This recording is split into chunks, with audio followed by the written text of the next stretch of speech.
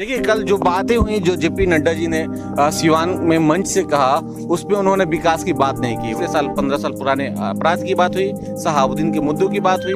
शहाबुद्दीन के मुद्दे को लेकर आखिर में क्यों राजनीति इतना क्यों हो रहा है अभी, जबकि वो जेल में है, कोई प्रभाव नहीं है। राष्ट्रीय अध्यक्ष ने जो बोला वो बिल्कुल सही बोला कि इसलिए उन्होंने ये बात कहा कि 15 साल पहले का बिहार और आज का बिहार देखिए और आने वाले समय का बिहार देखिएगा। नड्डा जी ने फिर 15 साल पुरानी बात क्यों की? 15 साल के अंदर और भी क्या हो सकता है, इसकी बात क्यों नहीं? बिल्कुल हवा उड़ा रहे हैं कि हम आएंगे, हम ये करेंगे। झूठे झूठे वादे तेजस्वी जी कर रहे हैं कि हम इतनी सारी नौकरियां दे देंगे। उनको इस चीज का ज्ञान नहीं है कि चुनाव के इस महासमर में हम लगातार जनता के बीच जा रहे हैं और जनता के साथ साथ नेताओं से भी बात कर रहे हैं कि इस बार इस महासमर में कौन होगा सरताज, किसके सर पड़ेगी टोपी और कौन होगा परास्त। इन्हीं सारे मुद्दों को लेकर हमारे साथ हैं बिहार में वरिष्ठ नेता और बीजेपी जे सेल के अध्यक्ष दिल्ली के नीरज तिवारी जी। नीरज तिवारी जी सिवान आए हुए हैं। कल जेपी नड्डा जो बीजेपी के राष्ट्रीय अध्यक्ष हैं, उनका कार्यक्रम था और उसी कार्यक्रम के तहत ये सिवान में हैं। बहुत सारी बातें होती रही होंगी प्रदेश के अध्यक्ष से, लेकिन जो मुद्दा है उन मुद्दों पे बात करते हैं। मुद्दा ये है कि इस बार एनडीए के टिकट के बंटवारे को लेकर जनता खुश नहीं है। जनता जनार्दन होती है और जनता ही नेता चुनती है, और जब नेता चुनती है तो सरकार बनती है और फिर सरकार पावर में आके विकास का काम करे या फिर अपना जेब भरे, ये सारे काम करती है। लेकिन इस बार जनता ही खुश नहीं है एनडीए से। वो बिहार में चुनाव होने जा रहे हैं, कई फाकों में बढ़ चुका है एनडीए। लोजपा देश में एक साथ है, प्रदेश में अलग है। इन सारे मुद्दों पे बात करते हैं। नीरज जी, आपका स्वागत है हमारे चैनल में। और मैं सर आपसे जानना चाहता हूँ कि कल जेपी नड्डा जी आए हुए थे, बड़ी सारी बातें हुई, आखिर क्या ऐसी बात हुई जिससे जनता अट्रैक्टिव हो सके?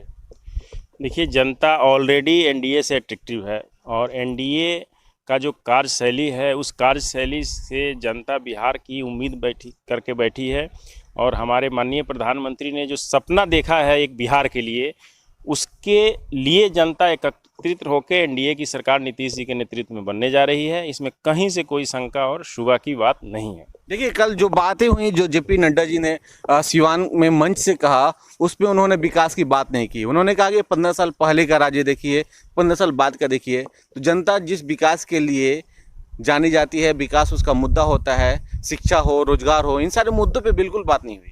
बात हुई पिछले साल 15 साल पुराने अपराध की बात हुई, शहाबुद्दीन के मुद्दों की बात हुई। शहाबुद्दीन के मुद्दे को लेकर आखिर में क्यों राजनीति इतना क्यों हो रहा है अभी, जबकि वो जेल में है, कोई प्रभाव नहीं है, ऐसा क्यों हो रहा है? देखिए, हमारे राष्ट्रीय अध्यक्ष ने जो बोला वो बिल्कुल सही बोला कि आज से 15 साल पहले यह बिहार क्या था और आज बिहार किस दिशा में चल रहा है। और राष्ट्रीय अध्यक्ष जी एक कार्यकर्ता से होकर राष्ट्रीय अध्यक्ष बने हैं, उनको ज़मीन की हकीकत पता है। इसलिए उन्होंने ये बात कहा कि 15 साल पहले का बिहार और आज का बिहार देखिए और आने वाले समय का बिहार देखिएगा। एक ड्रीम प्रोजेक्ट के रूप में बिहार प्रस्तुत होगा, जैसे गुजरात को ड्रीम प्रोजेक्ट बनाया गया था। और अगर सरकार एनडीए की जनता बनाती है तो एक ड्रीम प्रोजेक्ट की तरह बिहार बहुत ही विकसित और विकासशील प्रदेश बनेगा और यहाँ सारी सुविधाएं जो कोई कल्पना नहीं किया होगा वो बनेगा। और इसको मॉडल के रूप में पूरे देश ही नहीं विदेश में लोग जानेंगे। जितना बदनाम बिहार 15 साल पहले था, उतना ही आबाद और उतना ही नाम वाला बिहार बनेगा ना। लेकिन 15 सालों में हुआ क्या, ये भी तो सवाल उठता है। 15 साल पहले आप देखे थे कि आतंक का प्राय था। बिहार में लोग निकलते नहीं थे 10 बजे के बाद, लड़कियां नहीं निकलती थी 5 बजे के बाद, स्कूटी नहीं चलाती थी। शिक्षा का जो स्थिति था, स्वास्थ्य की जो स्थिति थी, आपको सरकारी खजानों की जो स्थिति थी, रोड की जो स्थिति थी, उसके बाद आप देख लीजिए किसानों की जो स्थिति थी, मजदूरों की जो स्थिति थी, शिक्षकों की स्थिति, नौजवानों की स्थिति इतनी बुरी थी कि लोग यहाँ से पलायन कर रहे थे, उद्योगपति यहाँ से पलायन करके भाग रहे थे, बिहार के नाम से डर रहे थे। आज लोग बिहार की तरफ आ रहे हैं और सोच रहे हैं कि बिहार एक ऐसा, आप मानते हैं कि 15 साल में ये सब सुधर चुका है? 15 साल में बिल्कुल सुधरा है और आगे और भी सुधरेगा। फिर नड्डा जी ने फिर 15 साल पुरानी बात क्यों की? 15 साल के अंदर और भी क्या हो सकता है, इसकी बात क्यों नहीं की? बिल्कुल, नड्डा जी ने जो 15 साल पहले की बात थी, आज जो विपक्ष और लोग जो हवा उड़ा रहे हैं कि हम आएंगे, हम ये करेंगे, झूठे झूठे वादे तेजस्वी जी कर रहे हैं कि हम इतनी सारी नौकरियां दे देंगे। उनको इस चीज़ का ज्ञान नहीं है कि नौकरी कैसे दी जाती है, उसकी प्रावधान क्या है। इतनी सारी नौकरियां दे देंगे, हम ताजमहल बना देंगे, ऐसी जनता को नहीं ठगा जाता है। आपने 15 साल पहले ठगा है और ठग के एक बिहार, कंकाल बिहार दिया था, जिसको किसी तरह से एनडीए सरकार ने नीतीश जी के नेतृत्व में इसको एक विकासशील की तरफ ले जा रहा है और उस चीज़ को पुनः भंग करने का एक इंटरनेशनल साजिश है। बिहार में नौकरी की बहुत कमी है। नौकरी के लिए आप सिवान के रहने वाले हैं, दिल्ली में आप राजनीति करते हैं अलग बात है, लेकिन आप जानते हैं कि यहाँ तीन तीन चीज़ें मिली थी, सूता मिल थी, ये सब कुछ अब खत्म हो चुका है। स्थिति ये बनी हुई है कि एक ईंट तक नहीं बची हुई है, उसमें ज़मीनें नीलाम होने लगी हैं। एक जो सूता फैक्ट्री थी उसको अब बेरोजगारी का फैक्ट्री बना दिया गया है, वहाँ पे अब इंजीनियरिंग कॉलेज बन रहा है। तो आप कैसे कह सकते हैं कि ये 15 सालों में जो काम होना चाहिए वो अब 5 सालों में हो जाएगा? देखिए, आपने कहा कि सूता फैक्ट्री की जगह इंजीनियरिंग कॉलेज बन रहा है। आप पूरी भाषण सुन लीजिए, चाहे माननीय राष्ट्रीय अध्यक्ष नड्डा जी का हो या माननीय प्रधानमंत्री जी का हो या हमारे पार्टी के किसी भी बड़े नेता का, बात नौकरी देने की नहीं होती है। सारे लोगों ने कहा कि नौकरी का सृजन करेंगे हम लोग। अगर इंजीनियरिंग कॉलेज बन रहा है, एक सूता मिल में लोग नौकरी करते चले जाते हैं। एक इंजीनियरिंग कॉलेज से हर साल सैकड़ों बच्चे निकलेंगे जो देश विदेश में जाके नौकरी पाएंगे। नौकरी तो है नहीं देश में। नहीं, नौकरी की बात नहीं कर रहे हैं हम लोग। नौकरी की बात, नौकरी का सृजन करना।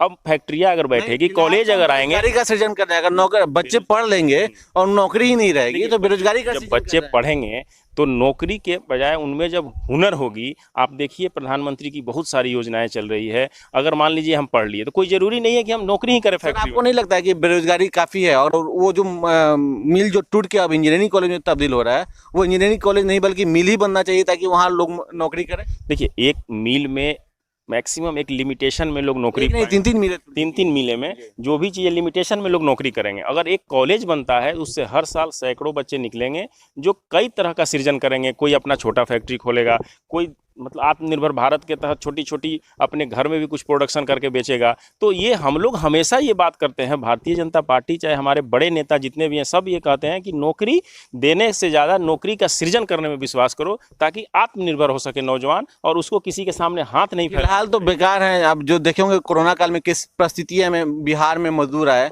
और बेकारी पड़ी हुई है, उनके लिए अब अनाज भेजा जा रहा है, सामान भेजे जा रहे हैं कि वो खा ले सकें। 2 वक्त का भोजन व्यवस्था की जा रही है, आपने खुद किया है इस तरह का। तो आप बताइए कि ये बेकारी ये करना ना पड़े, इसके लिए क्या किया गया 15 साल में? बिहार से जो पलायन हुआ था वो टोटली एनडीए की सरकार जब नहीं थी तो हो चुका था।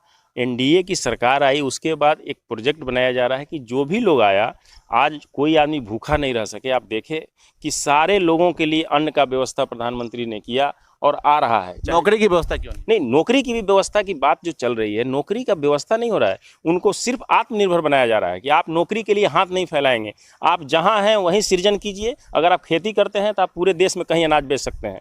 अगर आप एक फल प्रोडक्ट करते हैं तो फल ले जाकर आप दिल्ली बम्बे कहीं बेचिए। आप क्यों नौकरी कीजिएगा? आप क्यों नहीं नौकरी दीजिएगा? हम कहते हैं हम एक पान का दुकान खोलेंगे, वहाँ 2 आदमी को हम बैठाएंगे, पान का खेती करेंगे तो 4 आदमी को हम इन्वॉल्व करेंगे। नौकरी की बात क्यों लोग करते हैं, मुझे समझ में नहीं आता है। नौकरी सृजन करने की बात होनी चाहिए। चलिए सिवान की राजनीति की बात करते हैं। सिवान में 8 सीटें हैं। 8 सीटों में जो टिकट के बंटवारे हुए हैं उससे जनता नाखुश है, क्योंकि हम हर लोगों के बीच जा रहे हैं, जनता से बात भी कर रहे हैं। आपको क्या लगता है कि इन 8 सीटों में कितनी सीटें आपकी पार्टी निकल पाएगी? देखिए, 8 सीटों में एक आध सीट छोड़ के बाकी सारी सीटें एनडीए जीत रही है, इसमें कहीं शक शुबा की बात नहीं है। टिकट बंटवारे में कितना माने पारदर्शिता देखिए, टिकट बंटवारे का सब्जेक्ट प्रदेश नेतृत्व का था, उसमें हम लोगों का तो पार्टी का प्रचार प्रसार के लिए और सीट जिताने के लिए आए हैं। उसमें टिकट बंटवारा में जो माननीय प्रदेश अध्यक्ष हैं, यहाँ के जो प्रदेश के नेता हैं, इन लोगों का जो भूमिका थी जरूर अच्छा सोच के ये लोग दिए होंगे, जिनको भी दिए होंगे। थोड़ा रिएक्शन होता है, उस रिएक्शन के खाई को भरने के लिए हम लोग आए हैं और वो खाई दिन प्रतिदिन भर रहा है। लगभग 80% जो खाई थी, जो नाराजगी थी हमारे कार्यकर्ताओं में, वो खत्म हो चुकी है। कल के बाद आपको दिखेगा सारे लोग। कार्यकर्ताओं की नाराजगी नहीं, जनता की नाराजगी कैसे खत्म होगी? जनता की जो नाराजगी है उसको भरमाया जा रहा है। जनता की जो नाराजगी है वो तेजस्वी जी के द्वारा और उनके जो कुछ इंटरनेशनल साजिशकर्ता यहाँ आके बैठे हुए हैं, वो भरमा रहे हैं कि हम ये दे देंगे, हम ताजमहल बना देंगे, हम ये कर देंगे, और सारी झूठ। आज तक वो लोग झूठ पर राजनीति किए हैं, कभी कुछ किए नहीं।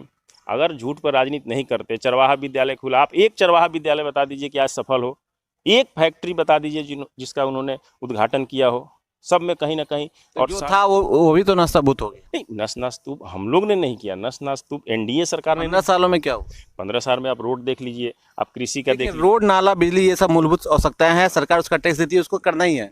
लेकिन इसके अलावा और क्या होना चाहिए बिहार में जो नहीं हो पाया? देखिए, बिहार में जो होना चाहिए वो जितना हुआ है उसके आगे के लिए जो आवश्यकता है, जो एक मॉडल के रूप में प्रस्तुत किया जाएगा बिहार को, उसके लिए माननीय प्रधानमंत्री ने और भारतीय जनता पार्टी और एनडीए ने एक पूरा प्रोजेक्ट बनाया है। आप देखिए कई एयरपोर्ट खुल रहे हैं यहाँ पे, आप देख लीजिए मजदूर जो आए हैं उनके लिए कई सारी योजनाएं चालू की गई हैं। हमारे यहाँ जो किसान हैं उनके लिए एक ऐसा मार्केट खोल दिया गया है कि आप यहाँ का सब्जी ले जाकर दिल्ली, बॉम्बे, कहीं भी इंटरनेशनल लेवल पर भी आप बेच सकते हैं, कोई रोक। एक सवाल आपसे है कि कल जेपी नड्डा जी आए हुए थे, बहुत सारी बातें की उन्होंने, विकास की बातों को छोड़कर लगभग सभी सारी बातें की। गठबंधन को लेकर भी एक बात हुई, और एक गठबंधन को लेकर उन्होंने ये बात की कि लोजपा का उनका देश में गठबंधन है, बिहार में नहीं है। इस बात की चर्चा का क्या औचित्य था जब यहाँ नहीं है? तो कहीं ना कहीं ऐसा लग रहा है कि जो लोग बीजेपी से तुड़कर जदयू के टिकट वाले जगह पे लड़ रहे हैं, उन लोगों के साथ कभी आप हो लेंगे क्या? ऐसा कुछ नहीं। देखिए हमारे माननीय राष्ट्रीय अध्यक्ष जेपी नड्डा जी कभी भी हकीकत के परे नहीं बोलते हैं, उनका एक खासियत है। और मैं आपको बता दूं, आप लोगों को ज़्यादा मालूम होगा कि यही एक ऐसी पार्टी है जो एक साधारण कार्यकर्ता राष्ट्रीय अध्यक्ष बनता है। और जेपी नड्डा जी का ये इतिहास रहा है कि बिहार के धरती से ही राजनीति शुरू किए थे, और एक बिल्कुल साधारण परिवार का व्यक्ति, साधारण कार्यकर्ता आज देश का राष्ट्रीय अध्यक्ष बना है। और सौभाग्य की बात है कि सिवान में उनका प्रवास हुआ। और दूसरी बात आपने बोला कि जो बताया कि हमारा अलायंस है, इसमें क्या गलत बताया उन्होंने? क्या अलायंस नहीं है ऊपर? नहीं, इससे तो काफ़ी प्रभाव पड़ेंगे, वोटरों पे काफ़ी प्रभाव पड़ेंगे कि अलायंस है, इसका मतलब कि जहाँ जहाँ उनके पार्टी के लोग खड़े हैं वहाँ देखिए यही तो खासियत है जदयू को। नहीं, ऐसी बात नहीं। भारतीय जनता पार्टी नहीं, बिल्कुल नहीं। हम लोग एकदम एक सूत्र में बंधे हुए हैं और जी जान लगाए हुए हैं नीतीश जी के नेतृत्व में सरकार बनाने के लिए। और जहां तक रही बात कहने की, तो मैं पहले ही बता नीतीश से अच्छे नेता यदि भाजपा में है तो क्यों नहीं भाजपा, जब बराबर की? देखिए भाजपा अच्छे नेता हैं, अच्छे नेता आगे भी होंगे और भी आएंगे नौजवान, लेकिन जो कमिटमेंट होता है वो कमिटमेंट किया गया है कि नीतीश जी के नेतृत्व में सरकार बनेगी। सीट कितनी भी आए किसी को, लेकिन मुख्यमंत्री नीतीश ही बनेंगे। ऐसी परिस्थिति आ जाती है कि अगर अच्छी सीट आ जाती है लोजपा की, तो आप लोग गठबंधन करेंगे क्यों? देखिए ये राष्ट्रीय नेतृत्व की बात है और ये बाद का विषय है कि लोजपा क्या करेगी, पार्टी क्या करेगी, ये अलग की बात है। लेकिन अभी यहाँ पर बिल्कुल स्पष्ट है कि भारतीय जनता पार्टी और जदयू और मांझी जी का गठबंधन है। यहाँ बिहार में लोजपा से गठबंधन नहीं है, ये बिल्कुल स्पष्ट है और स्पष्ट होना भी चाहिए जनता में, राष्ट्रीय स्तर पर जो भी हो। Thank you. ये था नीरज तिवारी, जो दिल्ली जेजेएसएल के अध्यक्ष हैं और सिवान में अभी हैं, प्रवास कर रहे हैं, हालांकि सिवान ही के रहने वाले हैं। और जेपी नड्डा जी के कार्यक्रम में ये सिवान आए हुए थे और यहाँ पर प्रचार प्रसार कर रहे हैं अपनी पार्टी का। लेकिन बहुत सारी ऐसी बातें जो कल बीजेपी के राष्ट्रीय अध्यक्ष ने कही, वो बहुत बड़े सवाल खड़े करते हैं। एक लोजपा का गठबंधन की बात कही उन्होंने, दूसरी बात ये कही कि हाँ विकास के मुद्दे पर अपना वोट मत दीजिए, बल्कि 15 साल पुराने बातों को देखकर वोट दीजिए, ताकि वो पुराने लोग ना आए, फिर उस तरह से अपराध न फैले। तो ये बहुत सारी चीज़ें हैं। फिलहाल जनता कंफ्यूज है, जो टिकट के बंटवारे हुए हैं उसको लेकर भी काफ़ी नाराज़ है। अब देखना ये होगा कि जनता जनार्दन किसे अपना सरताज बनाती है और सिवान के 8 सीटों में कितनी सीट एनडीए को देती है और कितना महागठबंधन ले जाता है। सिवान से कैमरा पर्सन शाहिद के साथ आकाश, न्यूज़ ब्यूरो।